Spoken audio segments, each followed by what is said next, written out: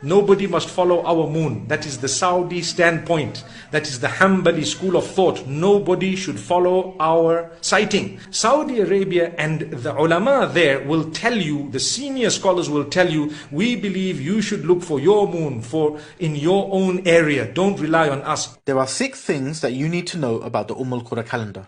1. The Al-Qura calendar is the name given to Saudi Arabia's official calendar, which is used for the administrative and civic purposes. 2. The Qura calendar is calculated based on a formula. This means that the calendar can be printed many years in advance, which is helpful for Saudi Arabia for planning and administration purposes. 3.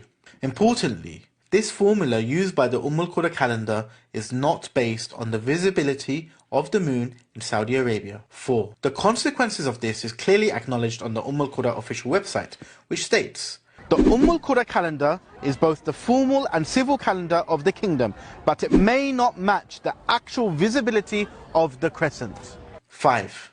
In fact, the formula the Qura calendar currently uses will result in months which, for most cases, start a day earlier than the moon is actually visible in Saudi Arabia. 6. In practice, the Qura calendar is only used in Saudi Arabia for 8 months of the year. For the remaining 4 months, they switch from the Qura calendar and begin months based on local moon sighting reports instead. These 4 months are Ramadan, Shawwal, Dhul Hijjah and Muharram. This is because Saudi Arabia considers these months as holy and believe that the holy months must start with a physical moon sighting. So how does this impact when Ramadan begins? The implications of this mixed calendar system on Ramadan are massive. Let me explain. So the month before Ramadan is called Sha'ban. And of course, the 29th of Sha'ban is a very special day. On this day, Muslims from around the world gather at spaces just like this to search for the Ramadan moon. Sha'ban this year, as it does every year, began according to the Qura calculation. But remember, the pre-calculated months often begin a day before the moon is actually visible. And this was the case for Sha'ban this year. So in effect, every date of Sha'ban in Saudi Arabia this year was a day earlier than Sha'ban based on lunar visibility. So, by the time we come to the 29th of Sha'ban according to the Qura calendar, it will be the 28th of Sha'ban according to lunar visibility. Those who do moon sighting all year round say, look, you're doing the Ramadan moon sighting on the wrong date.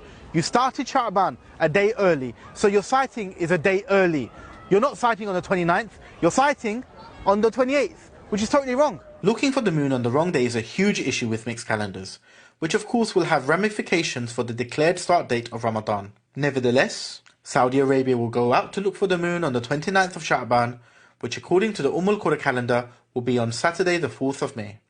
Of course, as they are looking a day early, this will be far too early to sight the moon. Now you might be wondering, if hypothetically Saudi Arabia operated a lunar visibility-based calendar all year round, when would Ramadan have begun? Well, they would have started Sha'ban a day later and would have gone out to sight the moon a day later. And even a day later, the moon is not visible to the naked eye in Saudi Arabia,